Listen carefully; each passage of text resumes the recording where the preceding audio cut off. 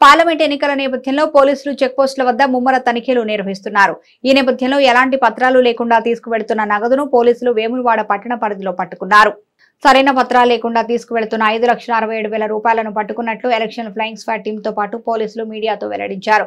Election code అమల్లో ఉన్నందున 50,000కు మించి నగదును బయటకు తీసుకువెళ్లరాదని సూచించారు. అత్యవసర వేళలో తీసుకువెళ్లాల్సి వస్తే సరైన పత్రాలు ఉండాలని తెలిపారు.